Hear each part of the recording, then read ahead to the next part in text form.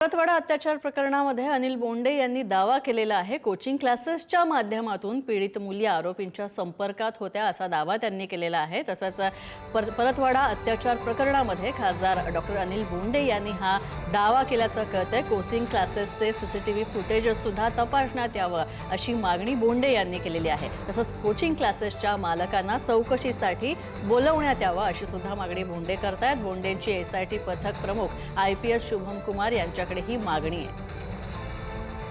2022 मध्ये एक future Hunt नावाचं कोचिंग क्लासेस इथे सुरू झालं।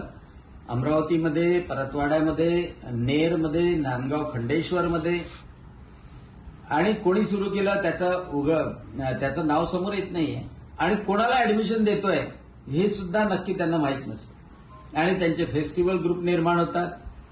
त्या फेस्टिवल ग्रुपच्या माध्यमातून मुलांचे नंबर एक्सचेंज होतात। माझी एसआयटीचे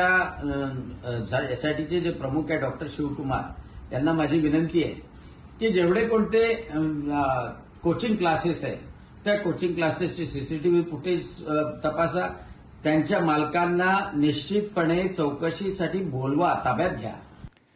तर परतवाडा अत्याचार प्रकरणामध्ये आणखी 4 जणांची चौकशी सुरू आहे। परतवाडा प्रकरणामध्ये मुख्य आरोपीसह 6 आरोपींना अटक करण्यात आलेली आहे। तर आतापर्यंत 18 व्हिडिओज आणि 29 फोटो पोलिसांच्या हाती लागलेले आहेत। या आधारे आता तपास सुरू आहे। तसंच एसआयटीच्या माध्यमातून आता या तपासाला आणखी वेग येतोय। आरोपींची संख्या आणखी वाढण्याची सुद्धा शक्यता आहे। लैंगिक अत्याचार करून अश्लील व्हिडिओ तयार करून ते व्हायरल करण्याचं हे प्रकरण आहे।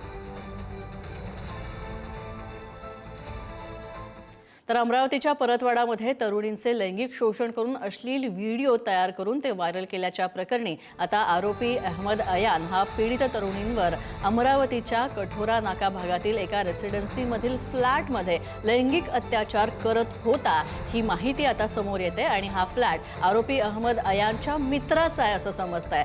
500 रुपयांच्या बदल्यामध्ये याच फ्लॅटचा वापर केला जायचा असंही समजतंय। आणि या फ्लॅटमध्ये अनेकदा मुलींना आणलं जात असल्याची धक्कादायक माहिती समोर येते।